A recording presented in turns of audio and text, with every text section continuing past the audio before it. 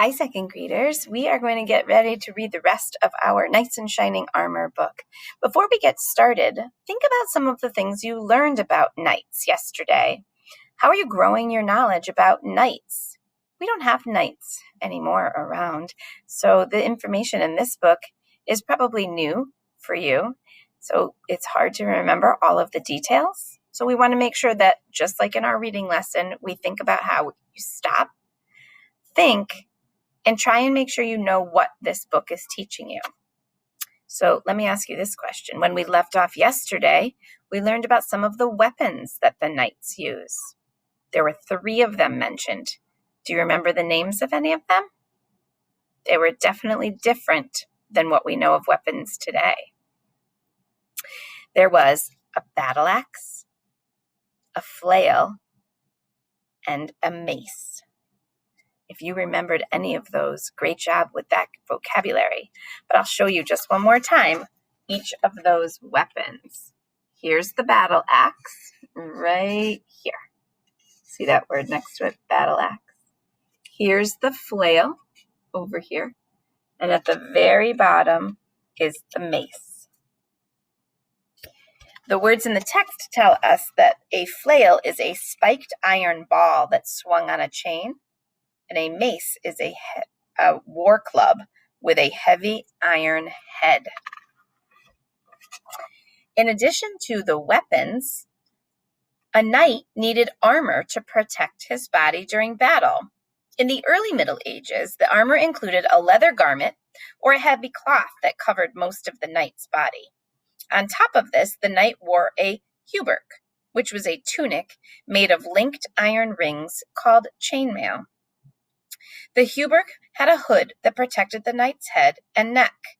He also wore a steel helmet. So here's what he looked like in the early Middle Ages. You can see those labels. Maybe I can use my pencil to point it out. Whoop. There's the hauberk, the helmet, and the last one was the garment. But by the late Middle Ages, the knight's armor was so much heavier.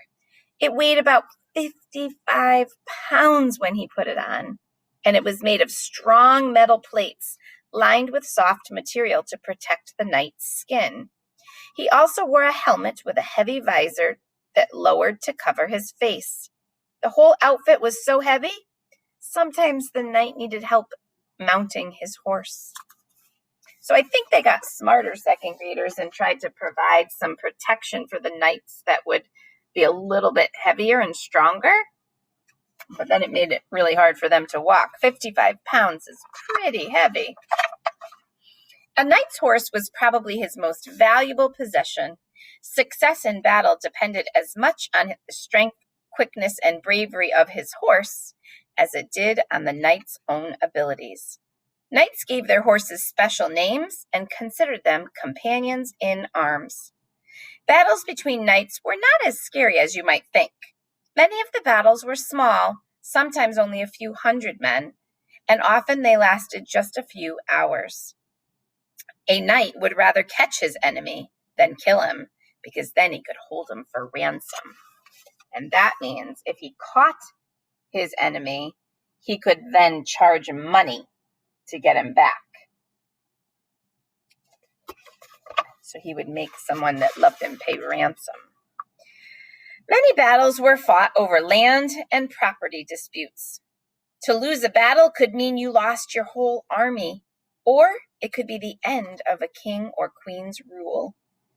Some knights raided their enemy territories for horses, supplies, and other treasures of the kingdom.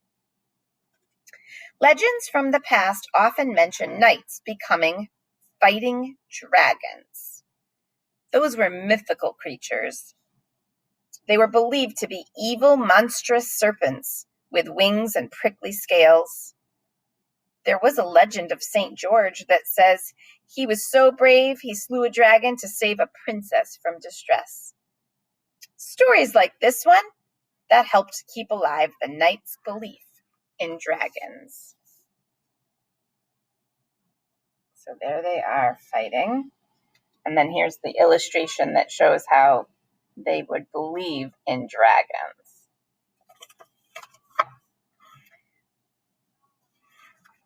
Sometimes the knights of a kingdom would perform fake battles called tournaments or tourneys. People in the Middle Ages would attend these tourneys, kind of like people today go watch a football game or other sporting events. They would dress up all fancy in the crowd. There would be royalty and even peasants who cheered on their favorite knights as colorful banners fluttered over the field. The knights would test each other's skills by fighting with blunted swords. So that means their swords were not very pointy or sharp if they were just playing in these tournaments, because they didn't want to hurt their opponents. But often, in an event so much like a battle, sometimes accidents and injuries did occur. So here you can see in this image, the people all dressed up, sitting on the sidelines, watching the knights have a battle. But again, it was pretend, just to kind of test their skill.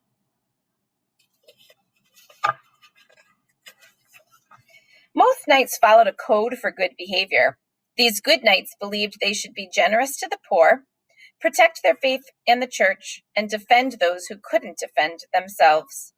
These rules were called the Code of Chivalry.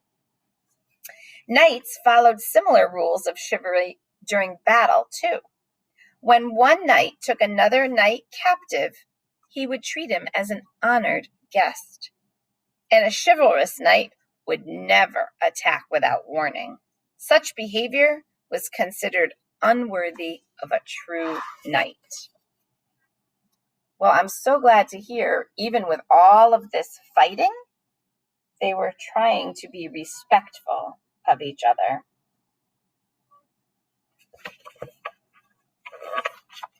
Ladies had their own ideas of how a noble knight should act. They believed a chivalrous knight honored women, especially the one he loved and had sworn his devotion to.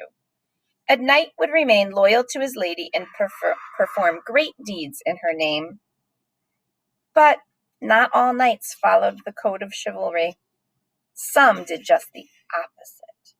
They robbed and plundered for their own gain. A knight who proved guilty of bad behavior or cowardice was disgraced by having his sword and his spurs broken. And without his weapon or his spurs to control his horse, he was no longer a knight. So here's that image that shows how they pledged their loyalty to their ladies. And here's an image of a knight whose sword and spurs are broken because he made poor choices.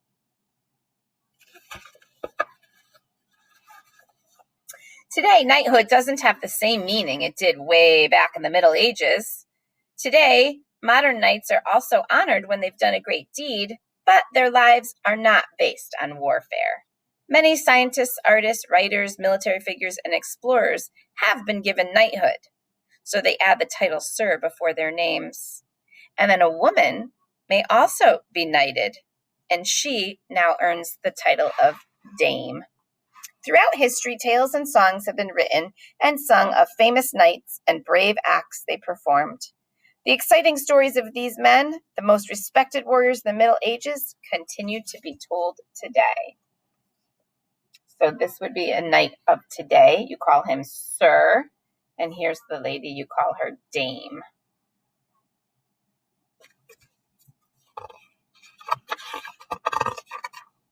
And then this is one of the most famous the most famous kings and his famous knight. So King Arthur was a famous king, and he had famous knights named Sir Gawain, Sir Gareth, Sir Tristram, Sir Lancelot, and Sir Galahad. So if you want to look up any more information on knights, those would be fun names to type into Epic and see if you can learn more about knights. Great listening, second graders. I hope you grew your knowledge about knights from this fantastic read aloud. Check out more of Gail Gibbons' stories. She's a great nonfiction writer.